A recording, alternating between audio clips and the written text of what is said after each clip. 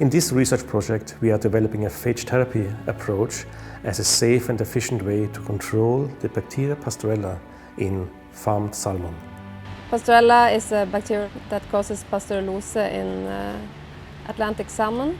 It causes infections in various organs. It makes boils and fistulas and causes the fish to get sepsis and die.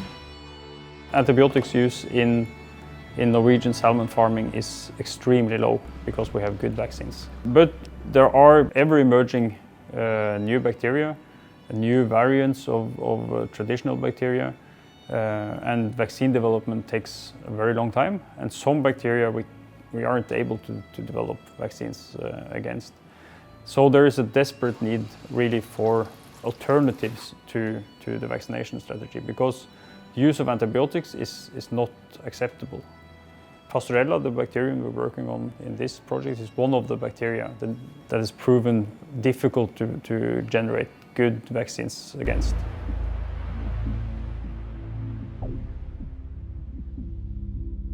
Pasteurella was first described about 20 years ago in Scotland, and our role in this project is to look at the epidemiology of the bacterium whilst we're looking for phages which attack the bacterium.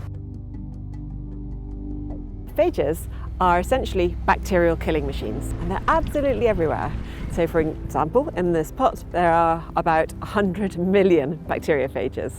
Now they are incredibly specific. So for example, Pasteurella, the bacteria we're interested in, there will just be a few phages that can infect it. And what they'll do, they'll attach to the surface, they'll inject their DNA, they'll turn that Pasteurella into a phage-making machine, and hundreds of phages will be released into the environment. So because phages are such useful bacterial killers, they cannot be used to remove disease. So over the last decade, we've been using them to remove diseases both from swine and poultry. And now what we want to do is introduce them into the aquaculture industry, where they could again be very useful because you have a self-replicating medicine at the site of infection that doesn't kill the rest of the useful bacteria. So phages can be very effectively used to knock down the infection pressure from any bacterium basically. And when we add it to the fish's environment, we knock the bacterium down and we greatly reduce the risk of the fish obtaining and getting the disease. In 2018, we launched our first phage-based product for use in aquaculture in Norway. And I think we were the first in the world to launch a phage product against this pathogen that causes disease in fish. The bacterium is called Yersinia ruceri, and the product consists of two phages that are totally specific to this bacterium. They can only infect and kill this bacterium.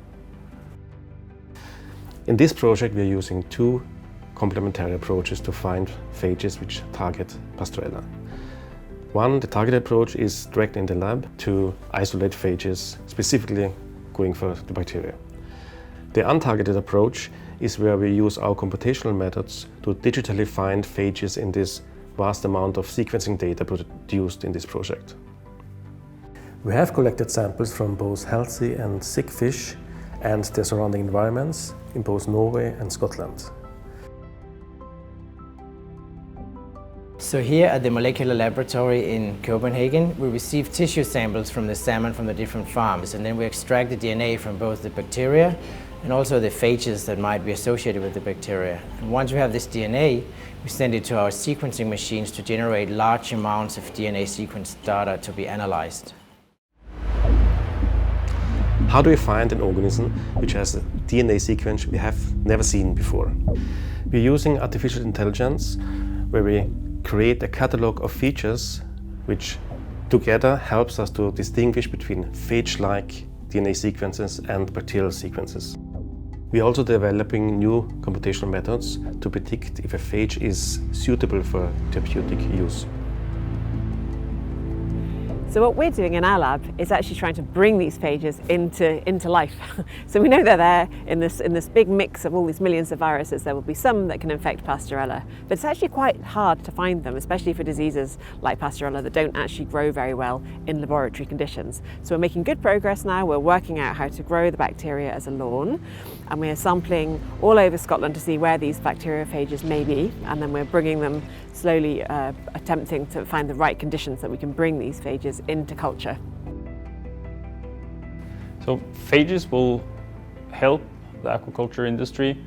It will generate jobs along the coast, and at the same time we're doing important work towards solving the antibiotic resistance crisis.